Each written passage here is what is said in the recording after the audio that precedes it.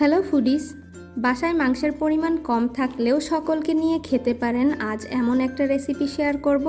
আর এটা হলো বুটের ডাল দিয়ে গরুর মাংস রান্না।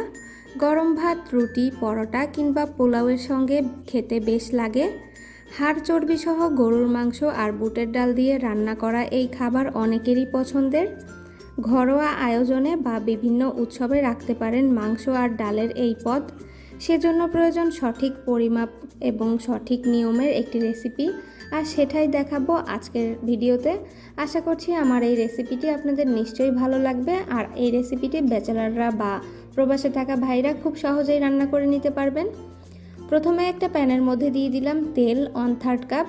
সরিষা বা সয়াবিন যে কোনো তেল ব্যবহার করা যাবে। দারুচিনি কয়েক টুকরা এবং 4 টুকরা এলাচ দিয়ে দিলাম। তেজপাতা 2 টুকরা। গোলমরিচ এবং লবঙ্গ 1/2 চা চামচ করে। মশলাটা একটু তেলের উপর ভেজে নিচ্ছি যেন একটা ঘ্রাণ ছেড়ে দেয়।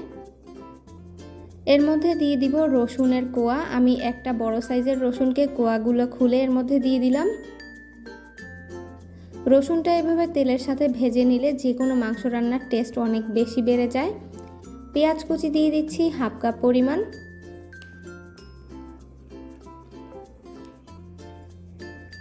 লাল মরিচের গুঁড়া দিয়ে দিচ্ছি 1 টেবিল চামচ পরিমাণ। হলুদ 1 টেবিল চামচ পরিমাণ। লবণ 1 টেবিল চামচ পরিমাণ।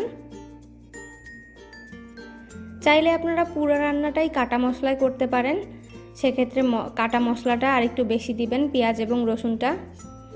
300 গ্রাম মতো গরুর মাংস দিয়ে দিচ্ছি। আর মাংসটাকে খুব ছোট ছোট করে টুকরা করে নিয়েছি। আমি কয়েক টুকরো কলিজাও এখানে ব্যবহার করেছি।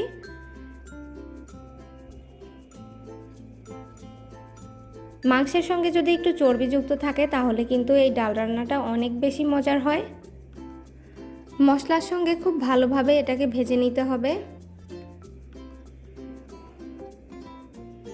গরম মশলার গুঁড়া 1 টেবিল চামচ পরিমাণ এবং জিরার গুঁড়া 1 টেবিল চামচ পরিমাণ দিয়ে দিচ্ছি। পেঁয়াজ এবং রসুন একসাথে করে পেস্ট করে নিয়েছি। এখানে 3 চা চামচ ব্যবহার করছি। চামচটা একটু ভরে ভরেই দিয়েছি। 1 টেবিল চামচ দিয়ে দিচ্ছি আদা বাটা।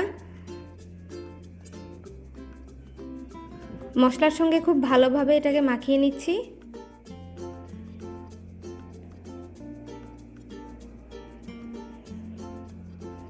এরপর এর মধ্যে দিয়ে দিব গরম পানি। কুসুম গরম পানি দিলেও চলবে। মাংসটাকে প্রপারলি সেদ্ধ করার জন্য 1 কাপ পরিমাণ পানি আমি এখানে দিয়ে দিচ্ছি। এরপর ঢাকনা দিয়ে ঢেকে এটাকে রান্না করব পানিটা একেবারে শুকিয়ে আসা পর্যন্ত। কিছুক্ষণ পরপর ঢাকনাটা তুলে একটু নেড়েচেড়ে দিতে হবে, তল থেকে যেন পোড়া লেগে না যায়। আর এই পর্যায়ে চুলার আঁচটা মিডিয়ামে রাখতে হবে।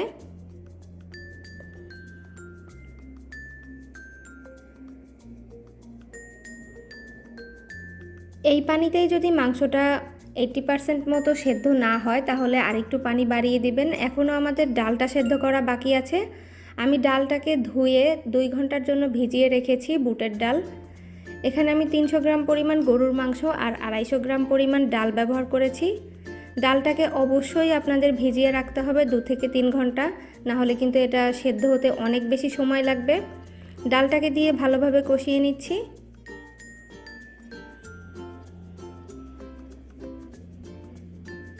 কিছুক্ষণ কষিয়ে নেওয়ার পরে আমরা এর মধ্যে পানি অ্যাড করে দিব। চাইলে এখানে আপনারা আলুও ব্যবহার করতে পারেন। এই পর্যায়ে আলু দিয়ে দিতে পারেন, 1টা থেকে 2টা কেটে ছোট ছোট টুকরা করে। আমি আজকে আলু ব্যবহার করছি না। আমি এখানে পানি দিয়ে দিচ্ছি 3 কাপ পরিমাণ। এই পানিটা শুকিয়ে প্রায় 2 কাপ পরিমাণ হয়ে যাবে ডালটা সেদ্ধ হতে হতে। যদি পুরাতন ডাল হয় তাহলে কিন্তু সেদ্ধ হওয়ার টাইমটা অনেক বেশি নেবে। আর যদি নতুন ডাল হয় তাহলে দেখবেন খুব সহজে কয়েক মিনিটের মধ্যেই ডালটা সেদ্ধ হয়ে যাবে। কিছুক্ষণ পরপর নেড়েচেড়ে আমি রান্নাটা করে নিচ্ছি ডালটা সম্পূর্ণ সেদ্ধ হয়ে যাওয়া পর্যন্ত।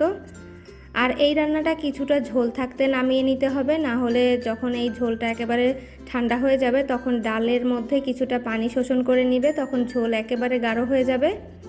আর এভাবে হাত দিয়ে একটু চেপে দেখবেন যে ডালটা সেদ্ধ হলো কিনা। এবার কয়েকটা কাঁচামরিচের মাঝখান থেকে ভেঙে দিয়ে দিচ্ছি।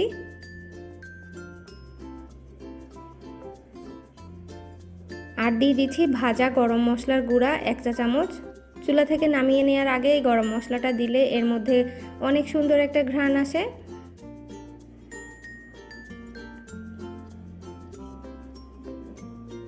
ব্যাস এই তো রান্না হয়ে গেল। দেখেন ঠান্ডা হওয়ার পরে কিন্তু আমার এই ঝোলটা অনেকটা মাখো মাখো হয়ে আছে, একেবারে অতিরিক্ত পাতলা নেই। আজকে চেষ্টা করেছিলাম যতটা সম্ভব সহজভাবে এই রেসিপিটা শেয়ার করার জন্য। এখনকার বাজারের মূল্য এত বেশি সব কিছুর যে মাংসের পরিমাণটা একটু কম ব্যবহার করে যেন সকলে মিলে আমরা বাসায় খেতে পারি, সেই হিসাব করে আজকের রেসিপিটা আপনাদেরকে শেয়ার করলাম। আশা করছি আপনাদের কাছে নিশ্চয়ই ভালো লেগেছে। মাংসটা ছোট ছোট টুকরা করে নিলে অনেকেই খেতে পারবেন অল্প মাংস দিয়ে।